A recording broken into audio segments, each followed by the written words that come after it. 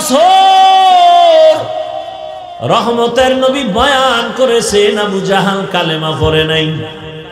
আবু জাহাল কালেমা পড়ে না, হাতের মুষ্টির মধ্যে পাথর নিয়ে কয়, ভাতিজা আব্দুল্লাহর সন্তান মোহাম্মদ, বলো আমার হাতের মধ্যে কি আছে, বলতে পারলে এখন নবী মানবো, কালেমা পড়বো। রহমতের নবী বলেন, চাচা আমি বলতে পারি না আপনার হাতের ভেতরে কি আছে, আমি জানি না। কেন জানো না? বলে আমি গাইবের মালিক না। গাইবের মালিক কে? কুল লা ইয়ালামু মান ফিস সামাওয়াতি ওয়াল আরদিল গায়বা ইল্লাল্লাহ। নবী আপনি বলে দেন, আপনি বলে দেন, আসমানের বাসিন্দারা কেউ গায়েব জানে না, জমিনের বাসিন্দারা কেউ গায়েব জানে না, একমাত্র কে জানেন? আল্লাহ পাক তার কুদরতি ক্ষমতায় যেই সিস্টেমে গায়েব জানেন, ওই সিস্টেমে আরেকজনে যদি জানে, কেউ মনে করে, এই মনে করার নাম শিরিক। যে মনে করে তার নাম মুশরিক। দেখছেন নি হেদায়েত কত কঠিন। আবু জাহিল্লা কালেমা, ও নবী বলে আমি তো বলতে জানি না, তবে কালেমা পড়বেন নি? কহ পড়বে। নবী কয়, এই হাতের ভিতরে কি আছে একটা আওয়াজ দাও। পাথরগুলো কালেমা পড়া শুরু করলো। সুবহানাল্লাহ না? আচ্ছা, একজনের যুক্তি নিয়ে বয়ে বয়ে চালাক তো, কয় আল্লাহ তো আসতে কইলেও শুনে, তা আমি চিল্লাইতে কোন কেন? আল্লাহ আসতে কইলে শুনে না? সন্দেহ আছে? তাহলে যুক্তি দিয়ে মাগরিবের 2 রাকাত ফরজ নামাজে কেরাত আসতে পড়বে না, চলবে যুক্তি? যুক্তির নাম নাস্তিকতা। যুক্তি দিয়া আল্লাহর প্রিয় এক ইবাদতকারী ইবলিস জাহান্নামী। যুক্তি দিয়া ইসলাম খুঁজার কারণে মুসলমান ঘরের বড় শিক্ষিতা নারী তাসলিমা মুরতাদ নাস্তিক হয়ে গেছে, শুধু যুক্তির কারণে। যুক্তি দিয়া নাস্তিক হওয়া যায়, আল্লাহ পাওয়া যায় না। যুক্তির নাম ইসলাম না। বুঝে আসক না আসক, মেনে নেয়ার নাম ইসলাম। ইসলাম মানি কি? ইসলাম মানি কি? আনুগত্য করা। আমরা বলি না ইসলাম মানে শান্তি, না। সালাম শব্দের অর্থ শান্তি। ইসলাম শব্দের অর্থ হলো আনুগত্য করা। গরদান নেহাদান বতাআত। আনুগত্য করা কেমনে কয়? বিনয়ের সাথে। যে করে তার নাম মুসলিম, বহু বচন মুসলমান। আবু জাহাল কালেমা পড়ে না, পাথর দিয়ে যখন কালেমা পড়া শুরু করছে, জমিনে ফালায় কয়, মোহাম্মদ ভাতিজা, আগে জানতাম না তুমি এত বড় জাদুকর। হেদায়া। আবু জাহাল কালেমা তো পড়লই না, বিরোধিতা করলো। আর আমার মাওলা যারে কবুল করবে, ওই বান্দা নবীর কল্লা কাটতে আসিয়াও কালেমা পড়ে মুসলমান হয়ে যায়। এবার বুঝেন হেদায়েত কত কঠিন। আবু জাহিল্লা বয়ান শুনিয়াও কালেমা পড়ে না, আর মুহাম্মদের কল্লা কাটতে এসে কালেমা পড়ছে। কে? বড় কঠিন কথা। হেদায়েত বড় কঠিন। নবীজির মতো ব্যক্তি, যার কোনো গুনাহ নেই, সে হেদায়েতের দোয়া করে, আল্লাহুম্মা ইহদিনা সিরাতাল মুস্তাকিম। টাকা পাইছেন, বাড়ি পাইছেন, গাড়ি পাইছেন, হেদায়েত পাইছেন কয় না? কিচ্ছু পান না। বাড়ি নাই, গাড়ি নাই, টাকা নাই, কিচ্ছু নাই, হেদায়েত পেয়েছেন? পাইছি, সব পেয়েছেন। আল্লাহ বলেন, আমি পরীক্ষার জন্য দুনিয়ায় পাঠাইলাম। মুমিনকে করব, বেঈমানকে কোনো পরীক্ষা নাই। কেন? জান্নাত শুধু মুমিন পাবে, কোনো বেঈমান পাবে না। এটা তো মনে হয় আপনারা জানেন। জান্নাত কারা পাবে বলে? কোনো বেঈমান। আর মুমিনরাও যে পাবে এত সহজ না, কত ভিডিও আছে মাঝখানে। قال النبي صلى الله عليه وآله وسلم تفرقت بنو إسرائيل على 72 ملة وتفترق أمتي على 73 ملة كلهم في النار إلا ملة واحدة قالوا من هي يا رسول الله قال ما أنا عليه وأصحابي أو كما قال النبي عليه الصلاة والسلام পয়গম্বর বলেন, বনি ইসরাইলরা আমার আগের উম্মত, মুসা নবীর উম্মত, ঈসা নবীর উম্মত, এরা বেশি চালাক। এরা এত আল্লাহর নিয়ামত পাইয়াও নেমখারামি করছে, গাদ্দারি করেছে, নিজেদের মধ্যে কলহ দ্বন্দ্ব করে দলে দলে দলে দলে ভাগ হইয়া ৭২ দলে তারা হয়ে গেল। আমার উম্মত আরো অ্যাডভান্স, আর এক দল বাড়বে।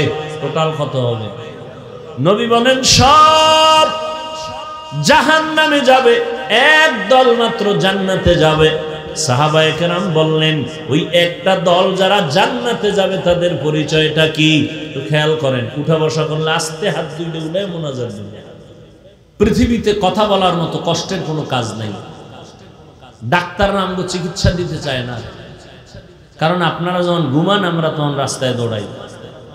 আমার সাথে শুধু আপনি খালি জবান বন্ধ রেখে 2 দিন ঘুরেন না, হসপিটাল স্যার আপনার সাথে কেউ সাক্ষাৎ পাবেন।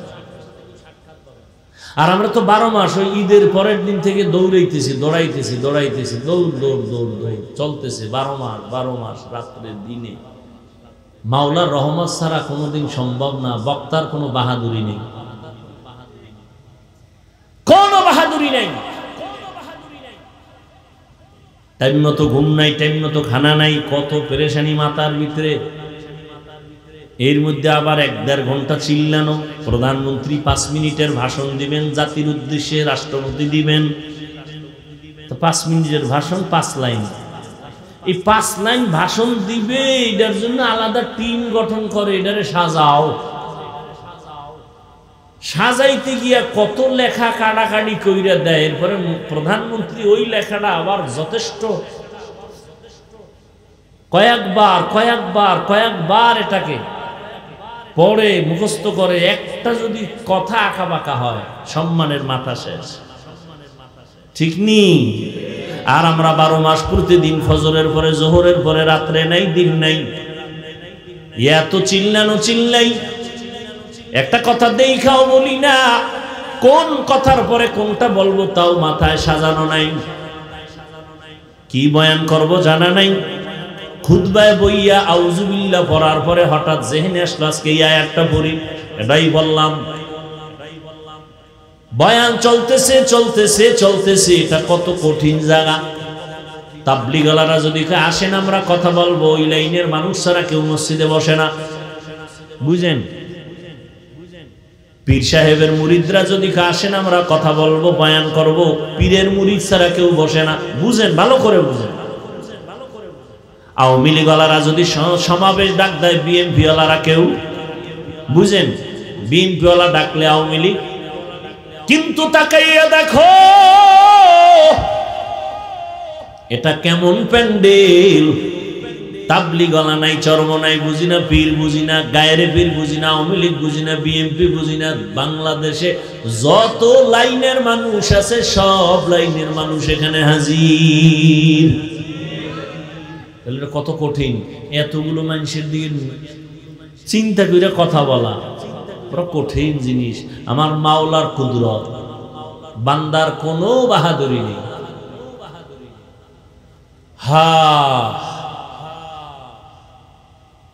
ও যুবক, বয়ান করতেছি, একের পর এক কথা বলতেছি, একটা উল্টা পাল্টা কথা বের হয়ে গেলে মহব্বতের বিপরীত শব্দ বের হয়ে যাবে।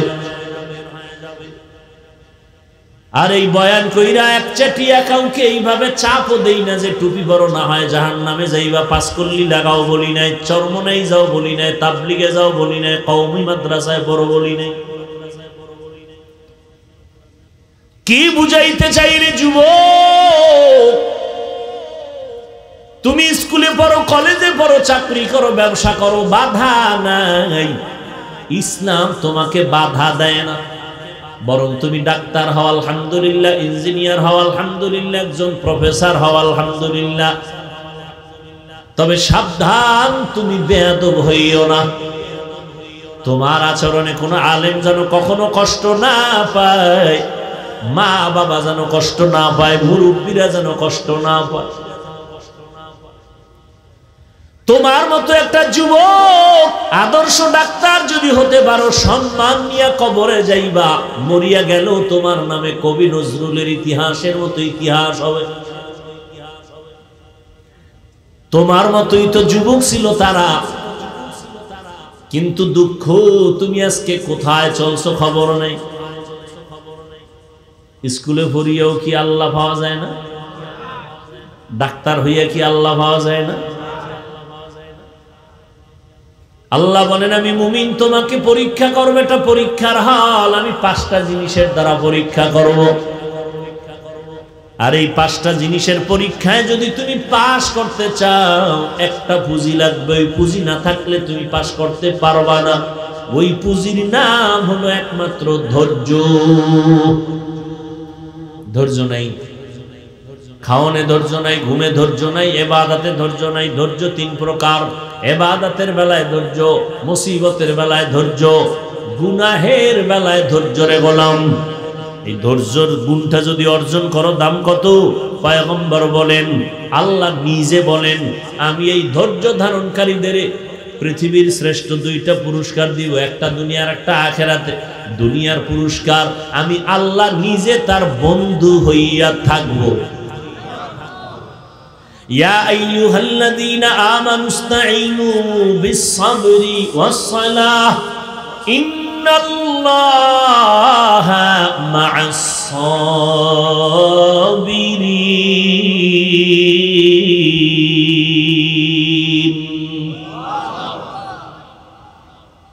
1 নম্বর পুরস্কার দুনিয়ায় আল্লাহ তার বন্ধু হয়ে থাকবেন। কতক্ষণ? সর্বক্ষণ। আল্লাহ বন্ধু হইলে কোনো টেনশন আছে? আছে? এই মেয়ে আমাকে তো আল্লাহ বন্ধু হয় নাই, আমরাও আল্লাহর বন্ধু হতে পারি নাই, এরপর আলহামদুলিল্লাহ আমাকে সম্মান কমছে। বলেন, সত্য কথা স্বীকার করেন না? করোনা, স্কুল বন্ধ, কলেজ বন্ধ, ভার্সিটি বন্ধ, ফ্যাক্টরি বন্ধ, চাকরি বন্ধ, ব্যবসা বন্ধ, সব বন্ধ, ট্রেন বন্ধ, গাড়ি বন্ধ। আল্লাহর কুদরত তাকাইয়া দেখো, মহামারী করোনা একটা কোরআনের মাদ্রাসাও বন্ধ হয় নাই। চোখের সামনে, এটা তোর গোপন কথা না। আল্লাহর কি দেখাবেন? সমস্ত দুনিয়ার বেঈমানরা চায় কোরআনের আওয়াজ বন্ধ হয়ে যায়, সাথে সাথে কিছু মুনাফিকরাও তাল মিলায়। এরপরে তো আল্লাহর শুকর, এমপি সাহেব দেখা হলে কয় হুজুর দোয়া করেন, মন্ত্রী মহোদয় দেখলে বলে দোয়া করবেন, প্রফেসর দেখলে বলে দোয়া করবেন। চেয়ারম্যান সাহেব চেয়ারে বয় 5 বছর, কোরআনওয়ালা যে চেয়ারে বইছে চেয়ারের কোনো মেয়াদ নাই। আছে কোনো মেয়াদ? এরা দুনিয়া তো বাদশা, আখেরাতেও বাদশা। আপনিও কোরআন পড়েন, আপনি ডাক্তার হন, কি ডাক্তার হয়ে কি সম্মানিত নাই?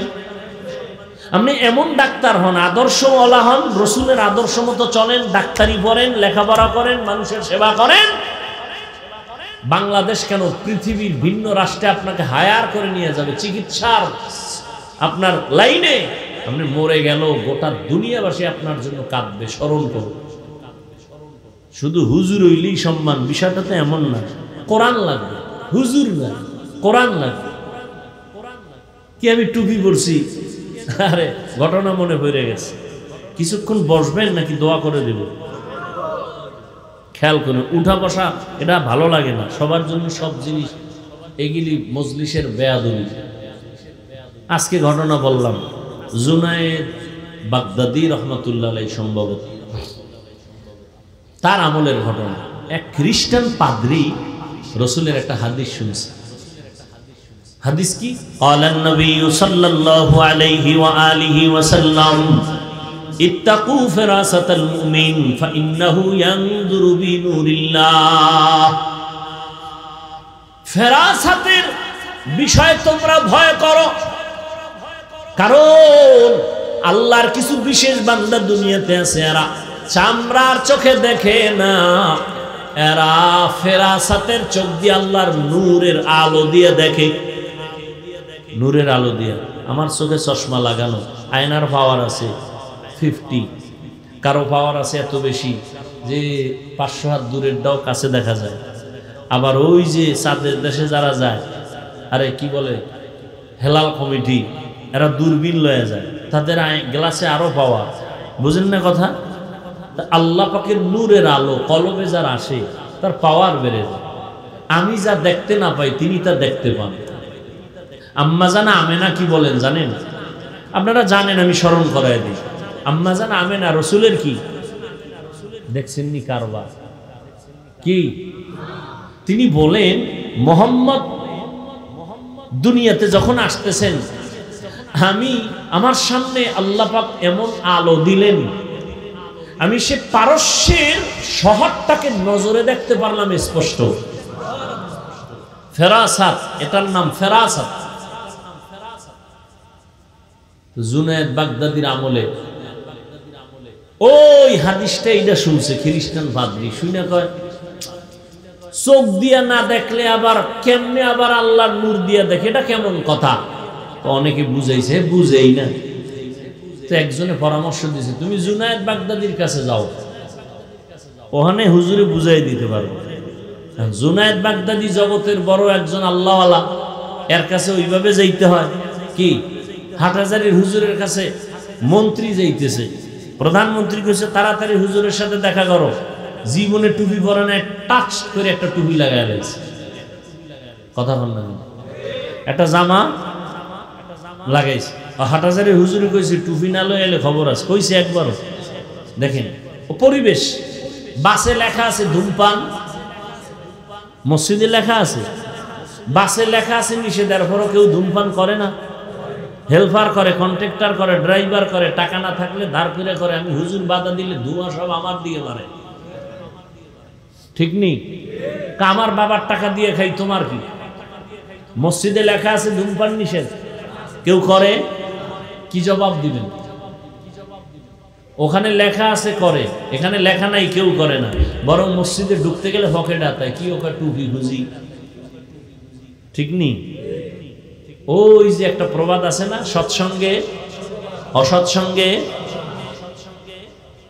জুনায়েদ বাগদাদির দরবারে যাইব খ্রিস্টান ভাদ্রি, টুপি টাপি লাগাইয়া আলখেল্লা লাগাইয়া লম্বা জামা টামা হয়ে গেছে।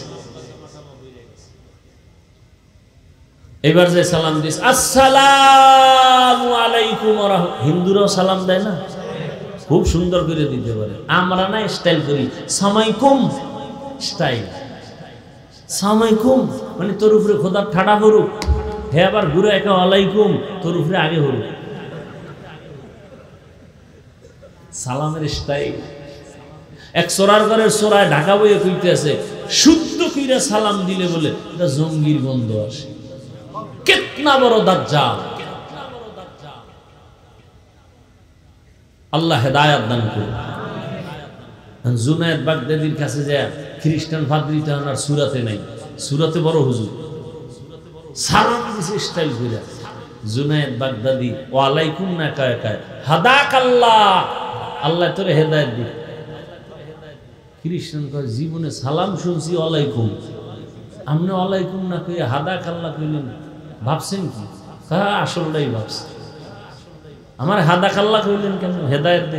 তুই তো বিধর্মী। কি ধর্মী? তুই তো মুসলমান, তুই তো কায়া ভালো লাগছে। এইবার হুজুরের কাছে তওবা করে ভালো লাগছে, হুজুর আমি যে হাদিস বুঝি নাই, বুঝে লাইছি। আমি খ্রিস্টান নাকি এটা আপনি কেমনে ধরলেন? নবুয়তের দরজা বন্ধ, ফেরাসাতের দরজা বন্ধ। এটা ওলামায়ে কেরাম সারা কেউ বুঝানো যাবে না, বড় কঠিন জিনিস। আলেমরাই বুঝতে চায় না। যদি বুঝতো কোনদিন ওলিয়া উলিয়ার বিরোধিতা করতে হবে। এই জন্য আমি তো শক্তি খাটায় বলি, আমার শরীরে যত শক্তি আছে, যত মাথায় কোরআন দাও, কোরআন নিয়ে বলবো। যারা বলে আমরা ওলিয়া উলিয়া মানি না, তারা কোরআন মানে না, বুখারী শরীফ মানে না, তারা ভণ্ড। এদেরকে যারা ভণ্ড বলে না, তারাও ভণ্ড।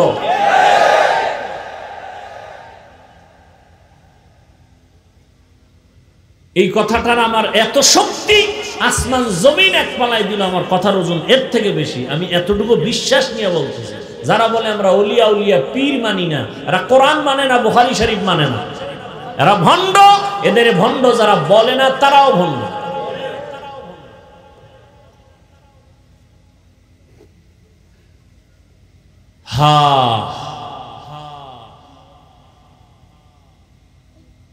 আল্লাহ তাআলা 5টা জিনিসের মাধ্যমে পরীক্ষা নিবেন। এক নাম্বার পরীক্ষা হলো ভয়। ও পরীক্ষায় পাশ করার জন্য লাগবে কি? গেছে, ভুলে গেছে। ধৈর্য। ধৈর্য ধারণ করবেন। দুইটা পুরস্কার আল্লাহ দুনিয়াতে, একটা দিবেন আখেরাতে আর একটা। আখেরাত, দুনিয়াটা বলছি না, কি বলছি? আল্লাহ কি হয়ে যাবে? বন্ধু হয়ে যাবে। আল্লাহ কি হয়ে যাবেন?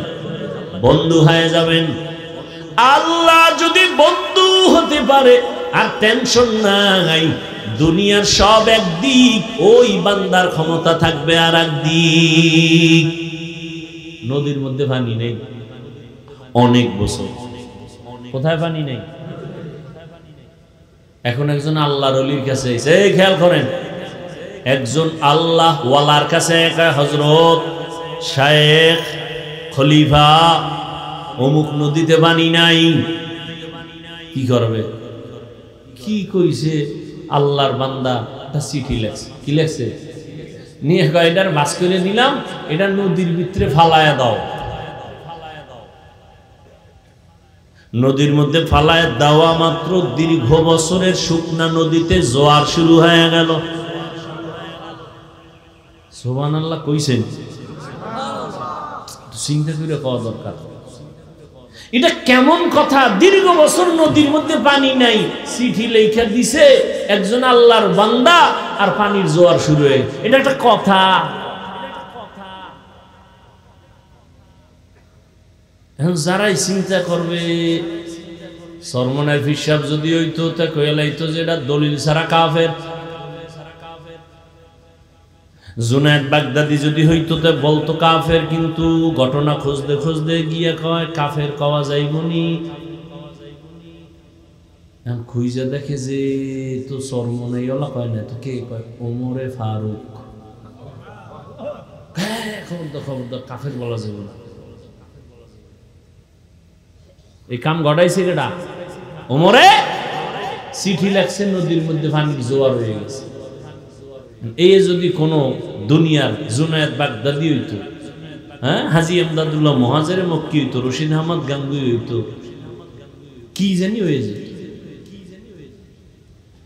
এই জন্য আল্লাহ ওয়ালাদের কারামত বিশ্বাস করে না।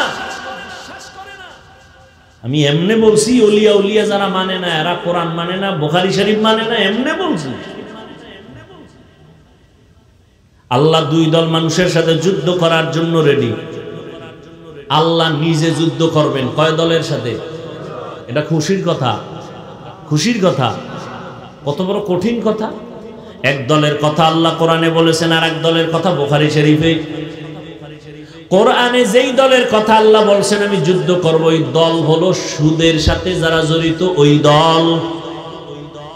ইয়া আইয়ুহাল্লাযীনা আমানুত্তাকুল্লাহ ওয়াযারু মা বাকিয়া মিনার রিবা ইন কুনতুম মুমিনিন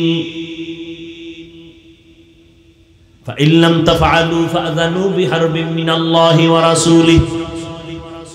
আর এক দলের সাথে আল্লাহ যুদ্ধের ঘোষণা দিয়েছেন। বুখারী শরীফের মধ্যে আল্লাহর নবীকে আল্লাহ নিজে বলছেন হাদিসে কুদসি, যারা আমার ওলি আউলিয়ার বিরোধিতা করবে আমি আল্লাহ তার সাথে যুদ্ধ করার জন্য রেডি। আমি এমনি কই নাই যারা ওলি আউলিয়া মানে না কয় এরা কোরআন মানে না, এরা বুখারী শরীফও মানে না। তার মানে এইটা না, যারা ওলিয়া উলিয়ার নামে ভণ্ডামি করবে এটা কখনো সমর্থন করা যাবে না। বাতিলকে বাতিল বলতেই হবে, যতই কায়া পাল্টায়া রাখুক। পাঁচটা জিনিসের মাধ্যমে আল্লাহ পাক পরীক্ষা নেবেন। পাস করার জন্য পুঁজি লাগবে ধৈর্য। ধৈর্য ধারণকারীদের পুরস্কার দুইটা, একটা দুনিয়া আল্লাহ তার বন্ধু হয়ে যাবেন, আখিরাতে আর একটা কি? ইন্নামা ইউয়াফফাস সাবিরুনা আজরাহুম বিগাইরি হিসাব।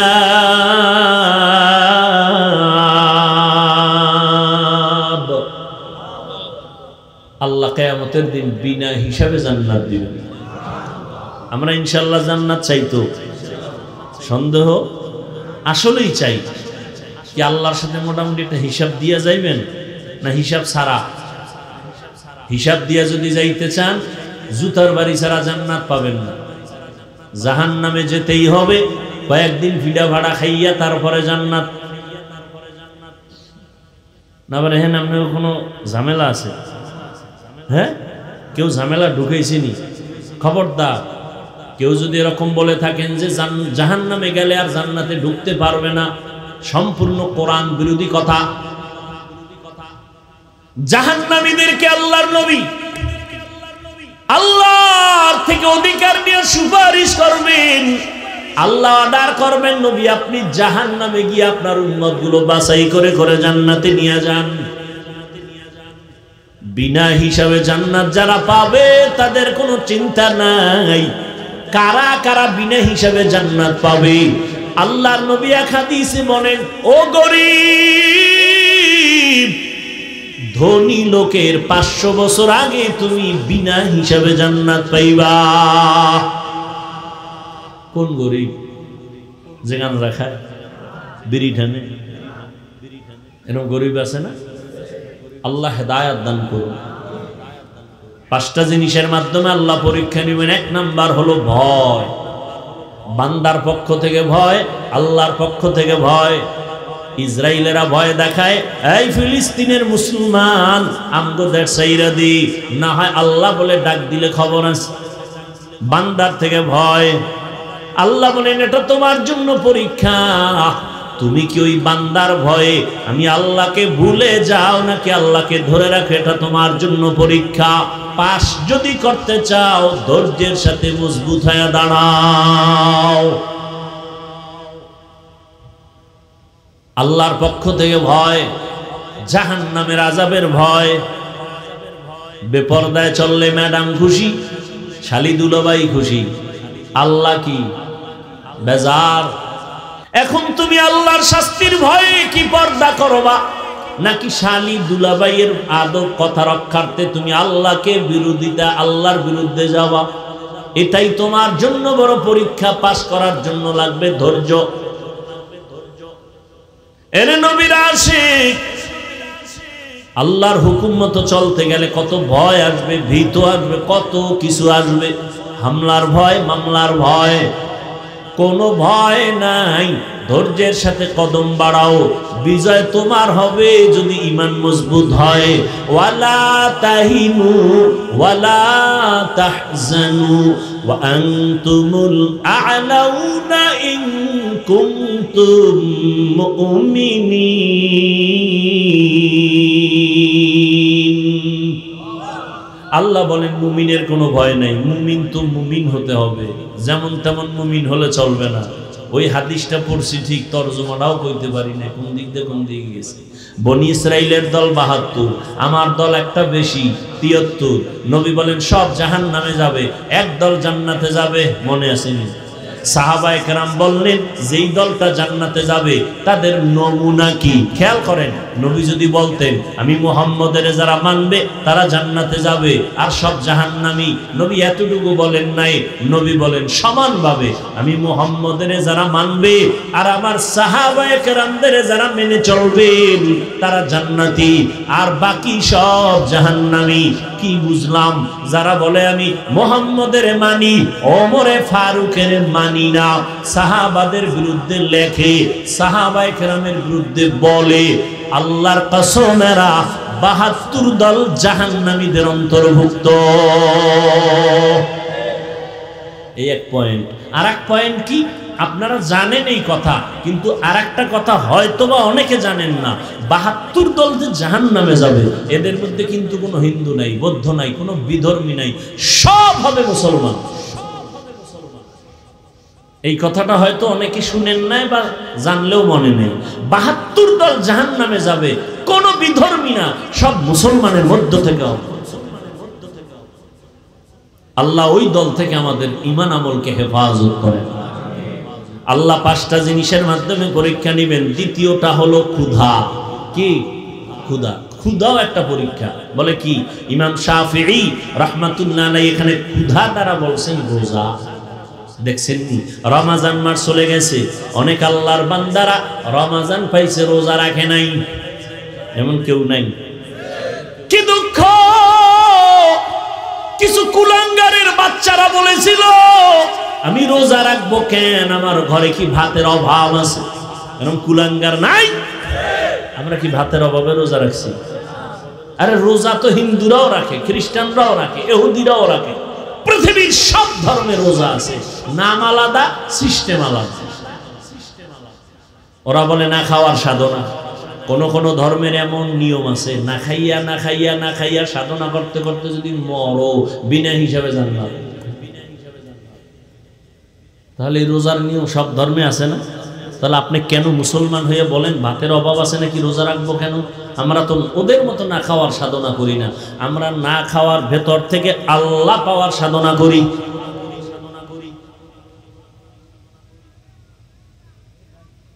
ক্ষুধার যন্ত্রণায় তুমি রোজা রাখতে পারো না, এটাই তোমার জন্য বড় পরীক্ষা।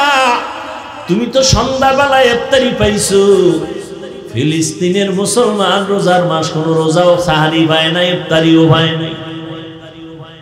অত দূর যাও কেন?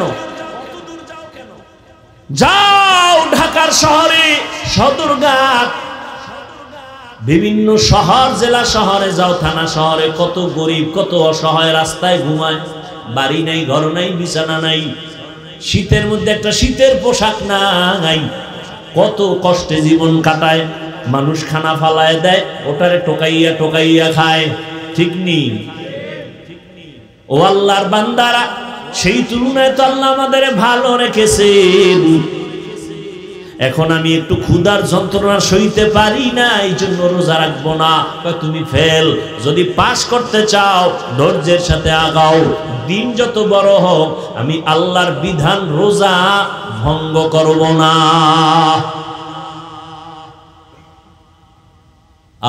অনেকে রোজা রাখে নাই, আবার কেউ রাখছে তারাবি ভরে নাই, কেউ করছে তারাবি পুরাটা ভরে নাই। আবার আব্বা আম্মা রোজা রাখছে, উপযুক্ত মেয়ে ছেলেরা রাখে নাই। আম্মা জান কইছিল বাবা দুই একটা রাখবিনি, বাবায় বাধা দিছে, খবরদার রোজা রাখলে চেহারা নষ্ট হবে। ওই আব্বা জানের কাছে একটু প্রশ্ন করে গেলাম, ও আব্বা জান, রোজা রাখলে আপনার সন্তানের চেহারাটা নষ্ট হবে, আপনি ভয় আছেন? কিন্তু ওই সন্তান সারাটা রাত মোবাইলটা হাতে নিয়ে আল্লাহর দেওয়া রাতের ঘুম নষ্ট করে কবিরা গুনাহ দেখে দেখে দেখে দেখে সারা রাত কবিরা গুনাহ করে রাত কাটায়, চেহারা কার্টুন হয়ে গেছে, চেহারায় কোনো আলো নেই, চাপা ভেঙ্গে ছাড়া। বিয়ে পাশ করার আগে বিয়া পাশ হয়ে গেছে, ওর কপালে বউ নাই, বিয়াও নাই। যদি থাকে তাহলে বউ পাবে না, পাবে জল্লাদ। কিভাবে? জল্লাদ কত দানে কত চাল দেখায় দিবে জুতার বাড়ি দিয়া। নাম দিছে ডানা কাটা ভরি। কি ভরি? ডানা কাটা ভরি। তার মানে বউ ঘরে আইয়েই ডানা কাটবে, প্রথম কাটবে তোমার মায়েরটা। এই মায়ের দূর কর, তোর মায়ের আচরণ ভালো না। মগায় কয় ঠিক আছে। পরে বাবার ডানা কাইটা কয় কই যাবো, কয় শহরে চল, ফ্ল্যাট ভাড়ালা। আবার ওই যৌতুক খাইছে না, পায়খানা এদিকে নাই মনে হয়। খুব খুশির কথা না, না যেইভাবে দাঁত খুলে ফেলাইছে, খুব খুশির কথা। যৌতুক খাওয়া, বাথরুম থেকে 250 গ্রাম পায়খানা খাওয়া অনেক ভালো। এরা জালেম, যারা যৌতুক দেয় না এরা জালেম, এরা ডাকাত, এরা দুর্নীতিবাজ, এরা মানবতার চরম দুশ্মন, এরা স্বাধীনতার দুশ্মন, এরা ইসলামের নিকৃষ্ট দুশ্মন।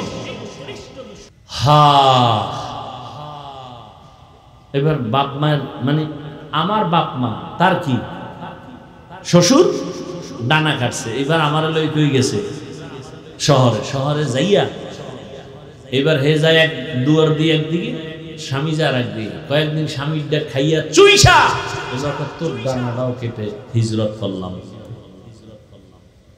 এর নাম ডানা কাটা বড়ি। অযুবক আল্লাহর গোলাম, ক্ষুধার মাধ্যমে আল্লাহ পরীক্ষা নিবেন। এক হাতে তালি বাজে না, বিনা বাতাসে নদীর পানি নড়ে না। একক প্রচেষ্টায় ধর্মের বাতি জ্বালানো যায় না। স্বামী আর স্ত্রীর মন যদি এক না হয় ওই বাগানে ফুল ফোটে না। মনের মতো স্ত্রী লাগবে। আপনি আমল করবেন, আল্লাহর কাছে কানবেন, আল্লাহ আপনাকে দিবেন। সময় কম, ঘটনা শুনানোর আমার সুযোগ নেই। পৃথিবীতে কেচ্ছা কাহিনীর, পৃথিবীর শ্রেষ্ঠ কেচ্ছা কাহিনীর কিতাবের নাম কোরআন শরীফ। কথা বলেন। কেচ্ছা কাহিনীর, পৃথিবীর মধ্যে কেচ্ছা কাহিনীর শ্রেষ্ঠ কিতাবের নাম কোরআন শরীফ। কেচ্ছা কাহিনী নেই। কোরআন শরীফ হলো পৃথিবীর শ্রেষ্ঠ কিচ্ছা কাহিনীর কিতাব। কেচ্ছা কাহিনী নেই। সাপের ঘটনা আছে কোরআনে, নাই? মশার কেচ্ছা আছে, সাপের কেচ্ছা কোরআনে, মশার কেচ্ছা কোরআনে, মাছির কেচ্ছা কোরআনে, গরুর কেচ্ছা কোরআনে, হাতির কেচ্ছা কোরআনে। কেচ্ছা কাহিনী নেই। মূর্খ কোথাকার।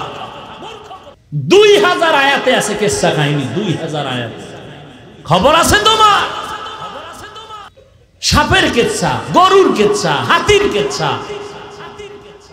কিচ্ছা কাহিনী নেই। এসব কোরআনের কিচ্ছা। দাও কোরআন শরীফ, লাগাতার 1 মাস সময় দাও, আমি কোরআন হাতে নিয়ে আরবিটা দেই, তোমরা বাংলাটা ধরো। কত হাজার কিচ্ছা আমি শুনাই যায়। আসলে দাও কোরআন শরীফ। সূরা তাহা খুলো, সাপের কিচ্ছা বইলা যায়। আলাম তারা সূরা খুলো, হাতির কিচ্ছা শোনা যায়। কোরআন শরীফের সবথেকে বড় সূরাই হলো গরুর কিচ্ছা দিয়ে শুরু। নামই হইল গরুর নামে সূরা বাকারা। আনকাবুত, মশা মাছি। কি জাতিকে কি বুঝাইতে চাও? আল্লাহ হেদায়েত দান করুন। আল্লাহ কিচ্ছা বলছেন কেন কোরআন শরীফে? কিচ্ছা কাহিনী বলছেন কেন? মানুষকে কিচ্ছা কাহিনী শিখাইতে না, মানুষের হেদায়েতের জন্য। আল্লাহ চান মানুষের হেদায়েত। মানুষ না চাইলে আল্লাহ এত দিবেন কেন? ঠেকছেন?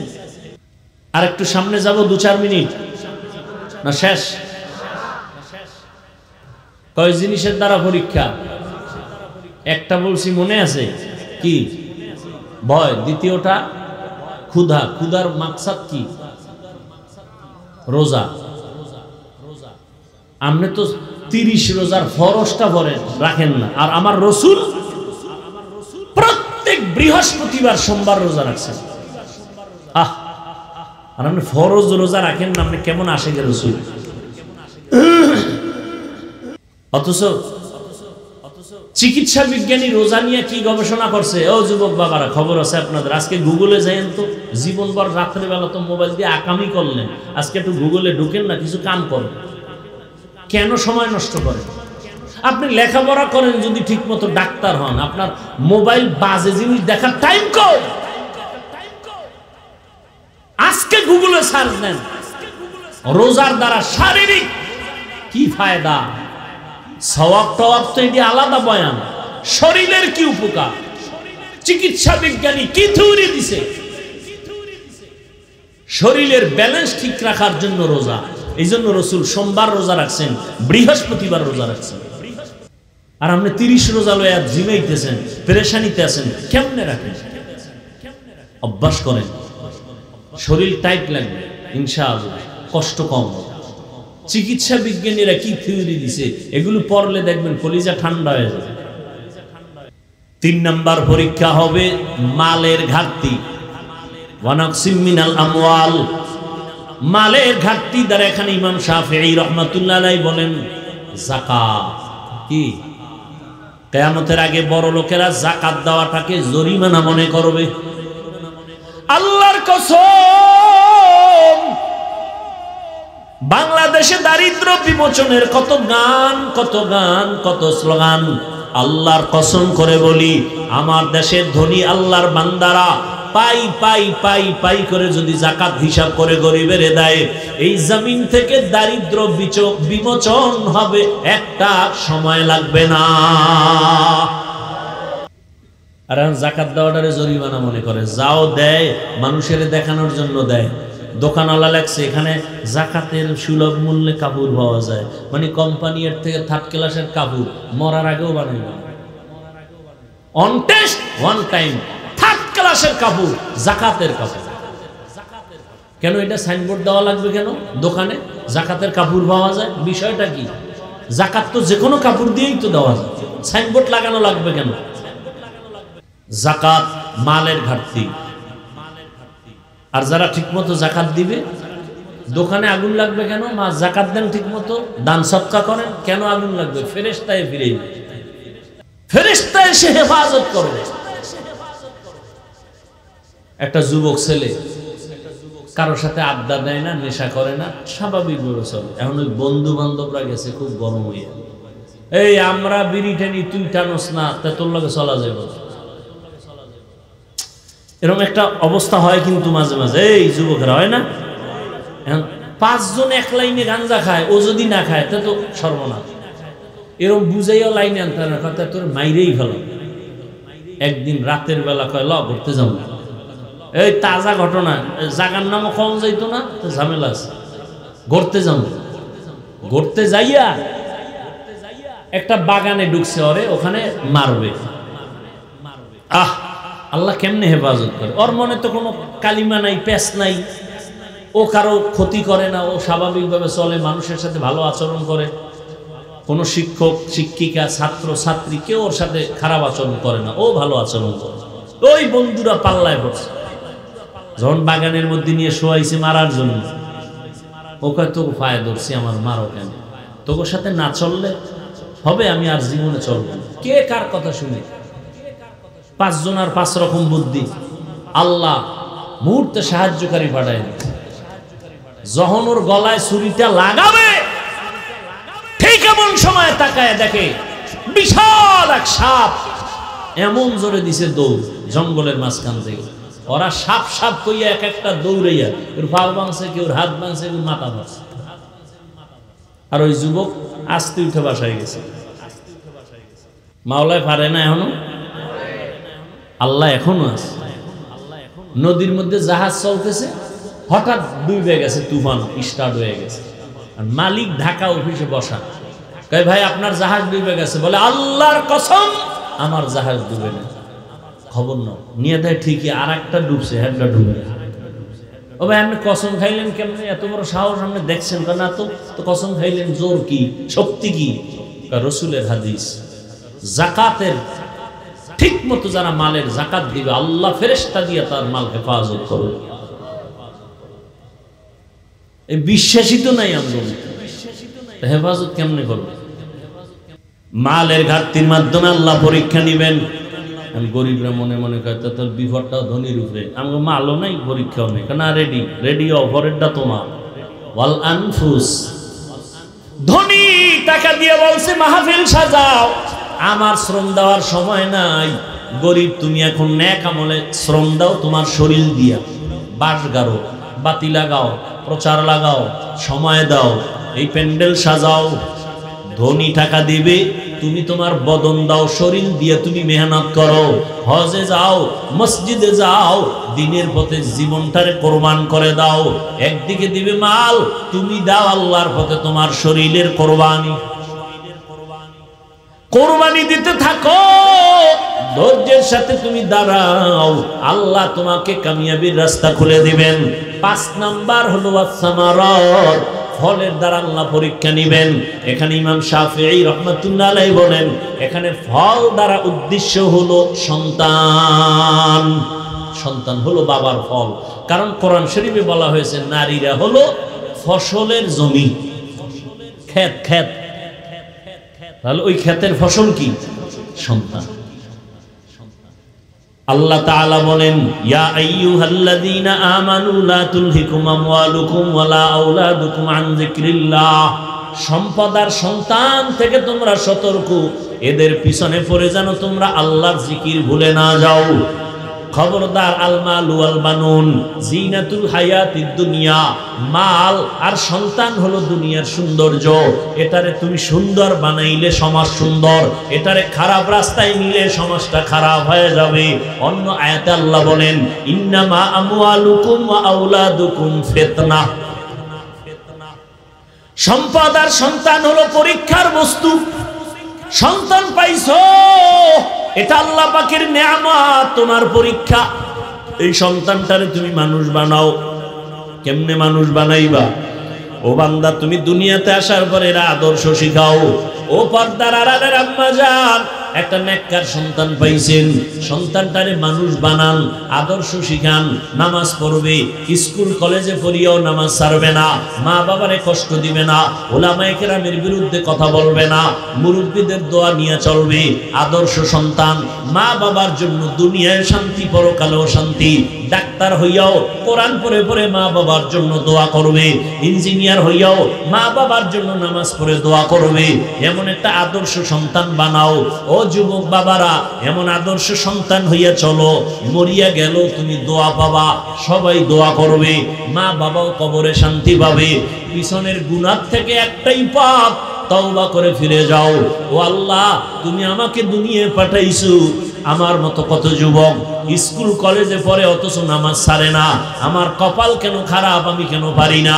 ও যুবক, তোমার মতো যুবক র্যাব, আর্মি, পুলিশ, বিডিআর চাকরি করে নামাজ ছাড়ে না, আছে না নাই? তুমি কেন পারবা না? তোমার মতো যুবক রাস্তায় গাড়ি চালায়, ড্রাইভার, নামাজ ছাড়ে না, বলো বাবা তুমি কেন পারো না? তোমার মতো সন্তান চাকরি করে, ব্যবসা করে, এক বেলার নামাজও বাদ দেয় না, কৃষি কাজ করে, নদীতে মাছ ধরে, তুমি কেন পারবা না? আল্লাহর কাছে তওবা করে নাও, জীবনে নামাজ ছাড়বো না। ও আল্লাহ, যদি মরিয়াও যাই তোমাকে ভুলবো না। এতদিন কত নামাজ ছাড়লাম, কত বেপরদায় চললাম, মা বাবারে কত কষ্ট দিলাম, ওলামায়ে কেরামের বিরুদ্ধাচরণ করে কত গুনাহ করলাম। আজকে থেকে তওবা করে ফেললাম রে মালিক। ওলামায়ে কেরামের পরামর্শ নিয়া নবীজির তরিকা মেনে চলবো, মা বাবার দোয়া নিয়ে চলবো, আর নামাজ ছাড়বো না, বেপরদায় চলবো না। ও আল্লাহ, নবীজির মোহাব্বত নিয়ে তরিকা মেনে চলবো। তওবা করার যদি অন্তর তৈরি করতে পারো যুবক, আল্লাহ রাস্তা খুলিয়ে দিবেন। তবে শুরুতেও বলেছিলাম, নবীজির বয়ানে আবু জাহাল কালেমা পড়ে নাই, আর ওমরের মতো বান্দা নবীর কল্লা কাটতে আসিয়াও কালেমা পড়ে ফেললো। এটা আল্লাহ পাকের কুদরত। সবার কপালে হেদায়াত আসবে না। কেউ এখানে কান্নাকাটি করে, দোয়া করে, তওবা করে যাবে, আর এক দল মানুষ অন্তর এত শক্ত, মোনাজাতের পরেও কাঁদবে না, বাসায় গিয়া, দোকানে গিয়া আরো সমালোচনা করে গুনার পাল্লা ভারী করবে। এটা আল্লাহর পরীক্ষা। আল্লাহ কাকে হেদায়াত দিবেন জানা নাই, তবে এতটুকু আল্লাহ বলেছেন, যে আমার কাছে হেদায়াত চাবে আমি তাকেই হেদায়াত দিব। অতএব আল্লাহর কাছে অনুরোধ করে বলি, আল্লাহর কাছে মনে মনে বলেন, আল্লাহ হেদায়াত চাই, নামাজ ছাড়বো না, বেপরদায় চলবো না, হারাম খাবো না, মা বাবার সাথে বেয়াদবি করবো না, ওলামায়ে কেরামের পরামর্শ নিয়ে নবীর সুন্নাত অনুযায়ী চলবো। তওবা করার মতো যদি কারো অন্তর তৈরি হয়, মুনাফিকি না থাকে, তওবার খাঁটি নিয়ত যাদের আছে, দুটো হাত আল্লাহকে দেখায়া দেন। আয় আল্লাহ, হাতগুলো কবুল করে নেন, তওবা কবুল করে নেন, তওবার উপরে মজবুত হইয়া চলার তৌফিক দান করেন, আমিন। আলহামদুলিল্লাহি রাব্বিল আলামিন, والصلاة والسلام على سيد الأنبياء والمرسلين وعلى آله وأصحابه أجمعين يا أرحم الراحمين يا أرحم الراحمين يا أرحم الراحمين رب ارحمهما كما ربياني صغيرا اللهم إنك عفو كريم تحب العفو فاعف عنا اللهم إنا نسألك رضاك والجنة ونعوذ بك من سخطك والنار اللهم إنا نعوذ بك من البرص والجنون والجذام وسيء الأسقام ربنا ظلمنا أنفسنا وإن لم تغفر لنا وترحمنا لنكونن من الخاسرين ربنا وآتنا ما وعدتنا على رسلك ولا تخزنا يوم القيامة إنك لا تخلف الميعاد ও দয়ার মালিক, গুনাহের বোঝা নিয়ে আপনার দরওয়াজায় হাত তুলেছি রে আল্লাহ।